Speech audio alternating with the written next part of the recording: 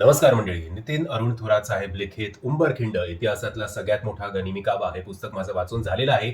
याचा detailed review जर तुम्हाला बघायचा असेल तर तो तुम्हाला माझ्या YouTube चॅनलवर जे माझ्याच नावाने आहे तिकडे तुम्हाला हा डिटेल्ड रिव्ह्यू बघायला मिळेल. पण थोडक्यात Instagramवर 90 सेकंदाचं तुम्हाला सांगायचं असेल तर मी सांगू इच्छितो की ₹350 हे पुस्तक आहे. फर्स्ट एडिशन आहे या पुस्तकाचं. 220 का 218 पानांचं हे पुस्तक आहे आणि सध्या Amazonवर याच्यात कुठल्याही प्रकारचं डिस्काउंट नाहीये. आणि पावनखिंड तर आपल्या सगळ्यांना माहितीच आहे. मध्यंतरी एक सिनेमा आला होता जो सुद्धा प्रचंड लोकप्रिय झाला होता. पण मुंबई आणि पुण्याच्या मध्ये असलेलं, लोणावळ्याजवळ असलेलं उंबरखिंड अनफॉर्च्युनेटली अजून खूप जणांना माहिती नाहीये. म्हणजे मला सुद्धा माहिती नव्हतं जोपर्यंत मी रणजित देसाई साहेबांचं श्रीमान योगी हे पुस्तक वाचलं नाही तोपर्यंत.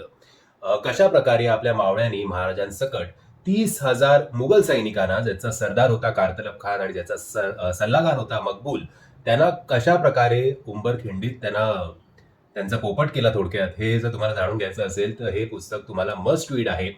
जेव्हा कारतलब खान पुण्यावरनं कोकणात निघाला होता, कारण त्याला स्वराज्याचं कंबरडं मोडायचं होतं, महाराजांचे वेगवेगळे व्यापाराचे जे ठिकाणं आहेत त्याच्यावर रेड टाकायची होती, तर कोकणाला जाण्यासाठी 7 मार्ग होते. पण बरोबर महाराजांनी आपल्या मावळ्यांनी कसं त्यांना उंबरखिंडीत वळवलं, 6 मार्ग बंद करून फक्त एका मार्गावर कसं वळवलं, याच्यावर आधारित ही संपूर्ण कथा आहे.